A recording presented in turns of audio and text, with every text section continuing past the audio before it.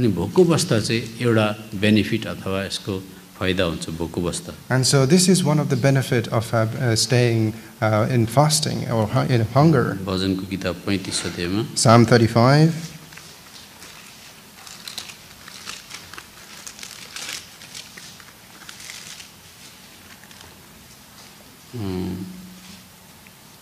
चौध पद Verse 14. एकछिन 14 भन्दा पनि 13 पद पढ्दै. Verse 13. तर मैले त तिनीहरू बिमारी हुँदा भाङ्राको लुगा पहिरिन्थेँ, उपवास बसेर म आफ्नो मनलाई नम्र तुल्याउँथेँ अनि मेरो प्रार्थना मेरै छातीमा फर्कन्थ्यो. But as for me, when they were sick, my clothing was sackcloth. I humbled my soul with fasting, and my prayer returned into mine own bosom. अब यो प्रार्थना मेरै छातीमा फर्किन्थ्यो भन्ने चाहिँ फेरि अर्को विषय हो. तर अहिले हामी चाहिँ उपवास बसेर म आफूलाई नम्र तुल्याउँथेँ भन्ने मात्रै हो. And so the last portion is another subject matter, but we are only looking at the portion where it says, I humbled my soul with fasting. एउटा बलियो मान्छे छ, त्यसले हस्पिटलमा नर्सहरूलाई इन्जेक्सनै लाउन दिँदैन, डाक्टरलाई छेउमै जान दिँदैन, कुटुर मारौँ गर्छ. तर त्यसलाई जब एउटा इन्जेक्सन लगाएपछि, सेडेटिभ इन्जेक्सन लगाएपछि त्यो बिस्तारै चुपचाप लाग्दै जान्छ. मतलब त्यसको नसा हड्डी बल थाक्दै जान्छ र पछाडि त्यो कोअपरेटिभ हुन्छ अथवा डाक्टर नर्सलाई सजिलोसँगले सहायता पुर्याउन सक्ने हुन्छ त्यो. Just imagine that a strong person in the hospital, the doctors and nurses, they will find it very difficult to work on them, but when the sedative, a small injection is given unto them, slowly the nerves and the bodily function will weaken and they will be more cooperative. त्यसकारण त अगाको मान्छे बलियो मान्छे अलिकति रिसालु क्रोधित हुन सक्छ, बल हुन सक्छ पाखुरामा, तर भोकाएको मान्छेको शरीर अलिकति गलेको निम्न स्तरको तल्लो दर्जामा आउन थाल्छ भोकाएपछि चाहिँ. So a person who is full, they will be full of strength and they will be angry and they have all sorts of things of strength to be able to do things. But those who are hungry, they are weakened and they humble themselves. अनि यो संसारमा पनि यसलाई प्राथमिकता दिन्छ, किनभने hunger strike भन्छ नि, भोको बसेर भोक हडताल गरे भने चाहिँ गम्भीर रहेछ, विषय चाहिँ सिरियस रहेछ, साँच्चै नै माग कडाकडी रहेछ, किनभने मर्न खोज्दैछ भोकले तर पाऊँ कि पाऊँ भन्दैछ भनेर यसलाई यो प्रकारले पनि बुझिन्छ. And so we also see this in the world as well, as people in a serious matter that they go through hunger strike, and those who are in the position, they will see that this is a serious note because they are willing to die for this. यसकारणले गर्दा यो भोको बस्नले चाहिँ मान्छेलाई नम्र बनाउँछ, त्यसका शरीरका अभिलाषाहरूलाई चाहिँ silence गरिदिन्छ, अलिकति चुप लगाइदिन्छ. And so as we go through hunger, we humble ourselves and it silences the lust and desire of the flesh. अनि उपवास बस्दा चाहिँ साँच्चै नै नखाँदा कस्तो हुँदो रहेछ, एकखेप भोको बस्दा भोक भन्ने कुरा के हुँदो रहेछ मान्छेले चाल पनि पाउँछ. कतिजना त जीवनमा भोको बस्नु जानेकै हुँदैन. And some people, they do not even know what hunger is, and this gives them the taste of what the hunger is with the fasting. यसकारणले गर्दा यस प्रकारको चाहिँ सजिलै जाँदैन भनेको चाहिँ कतिवटा आदतहरू यस्तो खालको हुन्छ, त्यसलाई चाहिँ गम्भीरताको साथमा सिरियसली लिएन भने चाहिँ त्यस्ता आदतहरू पापहरू फलामको रथ जस्तो गहिरो प्रकारले बसिबस्छन्. And so as the Lord Jesus said, such kind does not go without prayer and fasting. There are some things like characters and things in us, behaviors, that they do not go easily. They lay hold of stronghold like the chariot of iron. यसकारणले गर्दा अर्को पनि हामी सन्दर्भ पढ्दैनौँ.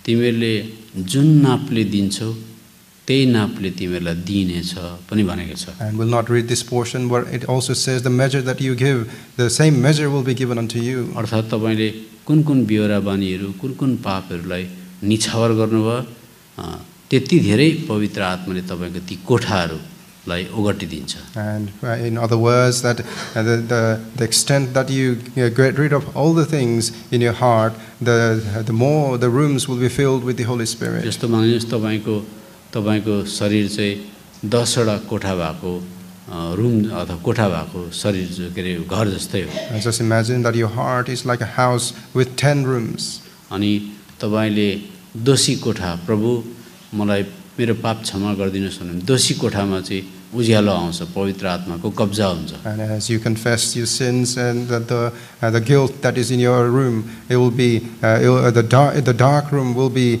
lit up. तर तपाईले पैसा रुपैयाँको कोठामा पैसा रुपैयाँको व्यवहारको कोठा खोल्नु भएन भने त्यहाँ पवित्र आत्मा जबरजस्ती आउन सक्नुहुन्न। But if you do not open the room of your treasury where you keep your money, then the Spirit will not force inside. किनभने त्यो पैसा रुपैयाँको कोठामा कतिको इमानदारी छ, ट्रान्ज्याक्सन लेनदेन व्यवहारमा कति राम्रो छ, त्यहाँ पनि प्रभुले कब्जा गर्न चाहनुहुन्छ। तर जति मात्रामा तपाई दिनुहुन्छ त्यति मात्रामा तपाईलाई दिइन्छ। And the Lord wants to come and rule over this room as well, this room of treasury, but the extent that you open, the Lord will come in. कति जना विश्वासी नै हो तर रुपैयाँ पैसामा इमानदारी हुँदैन। But there are believers, there are some that they are not honest in their transactions. सरकारको खातामा कहीं न कहीं केही झुट बोलेर अनुचित प्रकारको पैसा रुपैयाँ आइरहेको हुन्छ। The transaction with the government, there are some sort of lies that they put in, and there are some transactions which are not true. यता विश्वासीलाई सहायता मद्दत गरिरहेको हुन्छ, घरमा कटेज मिटिङ गरिरहेको हुन्छ, बाइबल पढिरहेको हुन्छ, तर कहीं न कहीं ईमानदारी त हुँदैन त्यहाँ। And they are in one side, they are helping the church, and in the services and all the things, but there are some things that they are lacking in some transactions. अनि त्यो चाहिँ हत्तपत्त जाँदैन। त्यसकारणले गर्दा चाहिँ आफूलाई दिन बनाएर नम्र बनाएर एकोरो लागेर बरु मर्छु मलाई यसको छुटकारा दिनुहोस् भनेर हंगर स्ट्राइक गरेको जस्तै अब यो उपवास प्रार्थना चाहिँ गम्भीरताको विषय हो। So these things do not go easily, and so it is this fasting is like a hunger strike that I want to get rid of this thing. अर्को कुरा चाहिँ अब धेरै नहेरौँ त्यो मात्रै हो, तर अर्को कुरा चाहिँ किन घरमै बसेर गर्दा पनि हुन्थ्यो, किन प्रभुको घरमा आउनु। And the other thing is we could do this at home. Why do we have to come to the house of the Lord? अब प्रभुको घरमा आएर गर्दा चाहिँ यसको के मूल्याङ्कन छ, के छ यसको चाहिँ प्राथमिकता के छ, इम्पोर्टेन्स के छ। So what is the value and the importance of coming to the house of the Lord? पहिला सामुएलको किताबमा आउनुहोस्। Let us turn to 1 Samuel. पहिला सामुएलको किताबमा हामी आउँदाखेरि पाउँछौँ हन्नाको प्रार्थना। We'll see the prayer of Hannah. हन्ना र उनका पति वर्षैपछि 7 पत अनि वर्षैपछि यस्तै हुन्थ्यो। जब हन्ना परमप्रभुको भवनमा जान्थिन् तब पनिन्नाले उनलाई चिडाउँथिन्, यसैले उनी रुन्थिन् र खाना खाँदिनथिन्। And chapter 1 verse 7, and as he did so year by year when she went up to the house of the Lord, so she provoked her, therefore she wept and did not eat. प्रभुको घर चाहिँ एउटा रुखको फेदमै ठहराएको छ, कहीँ यस्तो छाना छैन र एउटा पर्टिकुलर कुनै जग्गामा जुट्छौँ भने पनि त्यो जग्गालाई प्रभुले प्रमुखता दिनुहुन्छ जहाँ विश्वासी भेला हुन्छन्। And so it is a prominent place where the believers gather, wherever it may be, and so that is where the Lord will give the importance to. घरमा उपवास प्रार्थना बसेको छ भने गफ पनि गरिरहेको, मोबाइल पनि बजिरहेको, आज नानीहरूले बाइबल नागेर हिँडिरहेको, कति प्रकारको केयरलेस बिचमा कफी खाँदै गरेको, चिया खाँदै गरेको हुन्छ, त्यहाँ प्रभुलाई साँच्चो आधार हुँदैन। And so, for example, if you're doing fasting at home, there will be no honor to the Lord because there will be someone talking on the phone, playing with the phone, someone walking over the Bible, and someone drinking coffee, and there is no right honor to the Lord. तर प्रभुको घर भनेपछि एउटा त्यहाँ अनुशासन हुन्छ, त्यहाँ प्रभुलाई दिनुपर्ने महिमा हुन्छ, त्यहाँ एउटा शिष्टाचार डिसिप्लिन हुन्छ, अनि जति ज्यादा प्रभुलाई आदर गर्छौँ त्यति प्रभु हामीप्रति झुक्नुहुन्छ। And so in the house of the Lord there is discipline, honor, and respect that is given to the Lord, and the more that we give, the Lord will give honor to us as well. यसकारणले हन्ना चाहिँ प्रभुकै घरमा गएर प्रार्थना गरिन् 12 पदमा। And verse 12 we see Hannah, she goes to the house of the Lord to pray. कसैले 10 र 11 पढ्दिनु। 10 and 11. अनि तिनी हृदयको पीडमा विवेकी थिइन् र प्रभुलाई प्रार्थना गरिन् अनि भक्कारिँदै गए अनि तिमीले एउटा भाकल गरिन् र भनिन्, हे सेनाहरूका प्रभु, यदि तपाईँले साँच्चै आफ्नो दासको दुखाएर मलाई स्मरण गर्नुहुन्छ र तपाईँको दासलाई भुल्नुहुन्न, तर तपाईँको दासलाई एकजना छोरा दिनुभयो भने म उसलाई उसको सारा जीवनभरि नै परमपदलाई दिनेछु र उसको शिरमा छुरा लाग्ने छैन। अब त्यहाँनिर तपाईले 9 पदमा हेर्नुभयो भने चाहिँ प्रभुको घरभित्र उनले प्रार्थना गरेकी थिइन्। And if you look at verse 9, that she was in the house of the Lord as she was अनि praying. उनको प्रार्थना चाहिँ कस्तो थियो भने मलाई दिनुहोस् त्यो म तपाईलाई नै दिन्छु। त प्रभुको घरको खाँचो हेरेर उनले प्रार्थना गरेकी थिइन्। And so when we look at her prayer, she sees the need of the house of the Lord, and she says, "What you give me, I will give it to you." त्यहाँ पनि प्रभुको घरको प्रमुखता देख्छौँ हामी। And so there we see the importance of the house of the Lord as well. लुकाको किताबमा आउनुहोस्। Let us turn to the book of Luke. यसकारणले गर्दा हामी प्रभुको घरलाई कहिले तुच्छ ठान्नु हुँदैन। प्रभुको घरमा जुन आनन्द हुन्छ भेला हुँदाखेरि त्यो पारिवारिक सेवा गर्दा पनि हुँदैन, किनभने त्यहाँनिर चाहिँ ग्रेटर ग्लोरी अथवा प्रभुको अझ उच्च कोटिको महिमा त्यहाँ झल्किन्छ प्रभुको घरमा चाहिँ। And so we should not despise the house of the Lord, because there is a greater glory that we can find in the house of the Lord than in the family prayer. यहाँनिर के भयो भनेदेखि चाहिँ लुकाको किताब 1 अध्यायको 8 र 9 पद कसरी पढ्दिनु? Luke chapter 1, 8 and 9. अनि यस्तो भयो, जब उनी आफ्नो दलको पालोमा प्रभुका सामु पुजारीको सेवा गरिरहेका थिए, तब पुजारीको सेवाको रीति अनुसार छिट्टा हाल्दा प्रभुको मन्दिरभित्र पसेर धूप बाल्नेका उनलाई भयो। यहाँनिर तपाईँले एकजना व्यक्तिको बारेमा तपाईँले पाउनुहुन्छ, जकरियाको बारेमा। And here you can read about Zechariah. उनी लेवी गोत्रका थिए अनि लेवी गोत्रको भएकोले गर्दा चाहिँ हप्तै पछि चिठा हाल्नु पर्थ्यो। अब अर्को हप्ता कसले धूप बाल्ने लेवी गोत्रको परिवारमा, फेरि अर्को पालि कसले धूप बाल्ने गोला हालेर यसरी छुट्याउनु पर्थ्यो। And so he was from a Levite tribe, and so they would put lot on who would be allocated to go to burn incense. अनि 9 पदमा हामीले हेर्यौँ गोला हाल्दा जकरियाको परिवारलाई पर्यो। अनि 10 पद पनि अनि धूप चढाइएको समयमा मानिसहरूको सारा भिड बाहिर प्रार्थना गरिरहेको थियो अनि तिनी कहाँ परमप्रभुका एकजना दूत धूप वेदीको दाहिनेपट्टि उभिरहेका देखा परे। Verse 10 and 11, and all the multitude of people were praying without at the time of incense, and there appeared unto him an angel of the Lord standing on the right side of the altar of incense. हेर्नुहोस् यहाँनिर जकरिया मन्दिरको भित्रै पसेर उनले धूप बाल्दाखेरि त्यहाँ स्वर्गदूत उभिरहेको देखे। And so Zechariah entered into the temple and he burned incense, and the angel appeared unto him. अनि उनको प्रार्थना सुनवाई भयो। And his prayer was heard. यसकारणले गर्दा उपवास प्रार्थना उपवास बस्नु भनेको शरीरलाई दिन नम्र बनाउनु। And so to fast is to humble yourself. तर हामी कतिचोटि बाइबलको मत्तीको किताब 18 अध्याय गलत प्रकारले हामी एप्लाई गरिरहेको हुन्छौँ। But many times we wrongly apply this verse in Matthew chapter के 18. भनिरहेको हुन्छ भनेदेखि चाहिँ जब 2 वा 3 जना तिमीहरू भेला हुन्छौ, हामी भेला हुन्छौँ, तपाईँ हाम्रो बिचमा हुनुहुन्छ भनेर हामी भन्छौँ त्यसरी। And what we say is that where 2 or 3 are more gathered, that you are in the midst of us. त्यो गल्ती हो। That is wrong. तर कहीँ पनि त्यस्तो एउटा पद छ भने त्यसको मास्तिर के लेखेको हुन्छ त्यो कन्टेक्स्ट बुझ्नुपर्छ। But whenever we read a verse, we need to see the context before that, what it is saying. 2 वा 3 जना छोडी त 50 जना भेला भयो भने पनि प्रभु कतिचोटि बिचमा आउनुहुन्न। And so, for example, let us not even say 2 or 3, let's say there are 50, but sometimes the Lord might not be there. तर अब त्यहाँनिर हामी 2 वा 3 जना भने 20 पदमा पाउँछौँ, तर 19 पद हामीले छोडेको हुन्छ।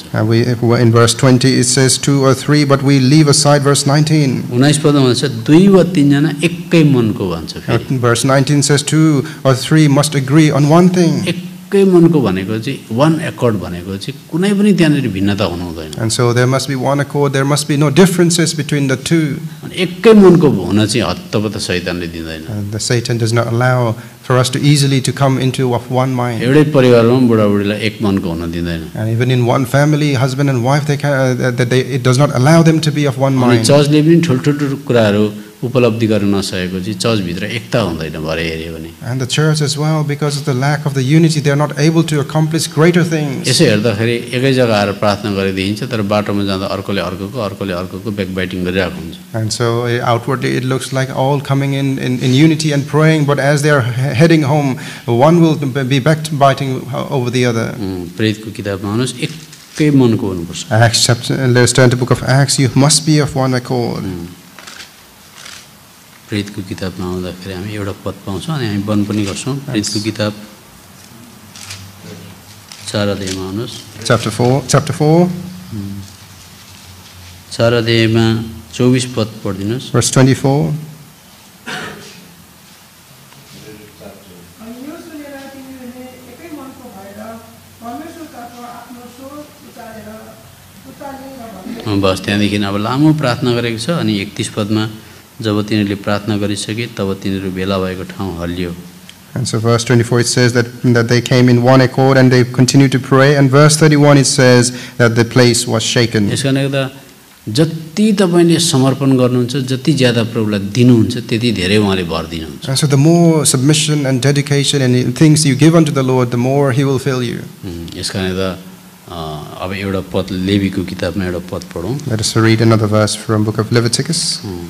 त प्रभुको घरको कसको लागि आउँदाखेरि प्रभुले प्रार्थना सुन्नुहुन्छ, तर लेवीको किताबमा आउँदाखेरि हाम्रो जीवनलाई कसरी समर्पण गर्ने भन्ने कुरा 9 अध्यायमा हामी पाउँछौँ। And verse 9, chapter 9, we read about how we are to dedicate ourselves to the Lord. यहाँनिर 9 अध्यायको 8 पदमा बहरलाई मारे भनेको छ। And chapter 9, verse 8, it says that they slew the calf. अनि 9 पदमा रगतको कुरा अलग्गै गरेको छ। And verse 9, it talks about separately about the blood. 10 पदमा बोसो र मृगौलाहरू कलेजो भनेर अलग्गै भनेको छ। And verse 10 talks about the separation of the fat, kidneys and caul. 11 मा मासु र छाला भनेको छ। And verse 11 mentions about the flesh. 13 पदमा टुक्राहरू र टाउको भनेको छ। And verse 13 it talks about the pieces and the head. 14 पदमा आन्द्राहरू र खुट्टाहरू भनेको छ। And verse 14 it talks about the inward parts and the legs. आखिरी एउटा सम्पूर्ण पशु प्रभुलाई बलिदान गर्ने हो, किन टुक्रा टुक्रा पार्नु? Eventually you are offering the whole thing. Why do you have to separate them?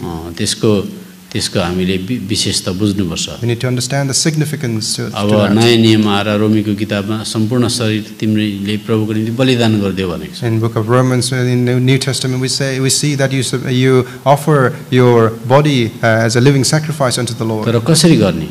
But how can we do that? यसकारण त मैले अस्ति पनि बताएँ, हातलाई समर्पण गर्नु पर्यो। As I mentioned last time as well, that you offer your hand. म कहिले पनि कसैलाई औँलो ठड्याउँदिनँ। That I will never point my finger to anyone. त्यसकारण त अब कुनै पनि एकजना विश्वासी छ, हात राम्रो समर्पण गरेको छैन, मैले जति प्रार्थना गर्दा पनि सुन्नै हुँदैन। And so there might be a believer that if they have not offered up their hand, then whatever prayer they do, it will not be heard. किन गलत चिजमा सिग्नेचर गर्छ, Because they will be signing in the wrong places. अर्कालाई औँलो ठडाउँछ, They will be pointing fingers at people. मौका परेको खण्डमा घुसी पनि देखाउँछ। And if time allows that permits, they will punch someone else. यसकारणले गर्दा कति धेरै समर्पण त्यति धेरै प्रभुले काम गर्नुहुन्छ। And so the more submission that you have, the more the Lord will work in you. अब आँखा अलग्गै समर्पण गर्नु पर्यो। Eyes must be submitted मेरो आँखाले म separately. कहिले अनुचित कुरा हेर्दिनँ, आजदेखि म आँखा समर्पण गर्दैछु अलग्गै। Lord, separately I offer my eyes today that I will not be looking upon and beholding the wrong things. म अर्काको कुरा गर्नको निम्ति फुर्तिलो खुट्टा राखेर यताउता म दौडिदिनँ, म खुट्टा समर्पण I गर्दैछु। submit my feet. I will not be running around towards other things. मेरो मुखले जे पाए त्यही बोलिहाल्छ, म यस्तो बोल्न चाहदिनँ, मुख समर्पण गर्दैछु। And my lips utters things that I should not, so I submit my lips unto you. मानिलिनुहोस् तपाईको मुख चाहिँ प्रभु यीशु मसीहलाई दिएको भनेदेखि दिनभरि तपाईले बोलेका कुराहरूलाई निहाल्नुहोस् त, प्रभु यीशु मसीह त्यसरी बोल्नुहुन्छ। And so imagine that you have dedicated and offered up your lips, and throughout the day the things that you utter, just imagine with the Lord Jesus do that. कति धेरै थोत्रे कुराहरू गरिरहेको हुन्छ।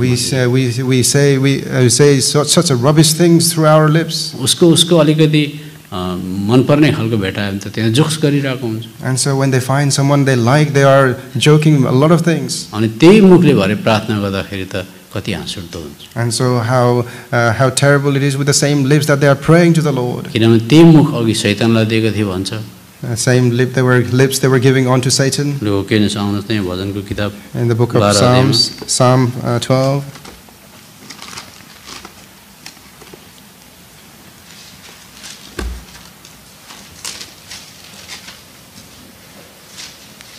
भजनको किताब 12 अध्यायमा यहाँ भन्छ, मान्छेले के भन्छ अरे, 4 पद पढिदिनुहोस्। Verse 4. कसैले पढिदिनु? जसले भनेका छन् हाम्रो जिब्रोले हामी विजय हुनेछौँ, हाम्रा ओठहरू हाम्रै हुन्, हामी माथि प्रभुता गर्ने को छ? बोल्न त पाइन्छ नि हो भन्दै गरेको हुन्छ मान्छेले। As the people say that yes, I have freedom to speak. यसकारणले गर्दा हाम्रो जिब्रो हाम्रै हो भन्दैछ। And so they say, these lips belong to me. तर बाइबलले भन्छ तपाईको शरीर त यीशु ख्रीष्टको रगतले किनेर उहाँको हो भन्दैछ। But the Bible says that your body has been purchased by the Lord Jesus and it is His. यसकारणले गर्दाखेरि विश्वासीले त्यो प्रकारको टेन्डेन्सी राखेकोले गर्दा जे पाए त्यही बोलिरहेको हुन्छ। And so because of having that attitude and tendency, they do whatever they want, they speak whatever they want. यसकारण त्यस्तो मान्छेले प्रार्थना गरे पनि समयको बर्बादी मात्रै हो। And so if such people pray, it is simply a waste of time. यसकारण धर्मी जनको प्रार्थनाले चाहिँ असरकारी अथवा प्रभावकारी काम गर्छ भनेको छ। And so which is why it says a prayer of righteous person availeth much. अब भजनको किताब 50 अध्यायमा दुईटा कुरा हामी पढेर बन्द गर्छौं। We'll see, read a couple of things from Psalm 15. 50 को 20 र 21 पद पढ्नुस्। 20 and 21. 19 20 21 19 20 21. मैले बताउँदै थिए हाम्रो मुख चाहिँ घरिघरि शैतानले किराइमा लान्छ कि लाउँदैन हेर्नुस्। And so let us see that how Satan takes our lips in lease. ल पढ्नुस्। म पढ्छु। तैँले आफ्नो मुख खराबीका निम्ति दिन्छस्, तेरो जिब्रो छलको कुरा रच्छ। तँ बसेर आफ्नै भाइको विरुद्धमा बोल्छस्, तँ आफ्नै आमाको छोराको बदनामी गर्छस्। 21 तैँले यी कुराहरू गरेको थिइस् अनि म चाहिँ चुप लागेँ, यसकारण म चाहिँ बिल्कुलै तँ जस्तै रहेछु भने तैँले ठानिस्। तर म तँलाई हप्काउनेछु, तेरो आँखाका सामु यी कुरा ठिकठाक पार्नेछु।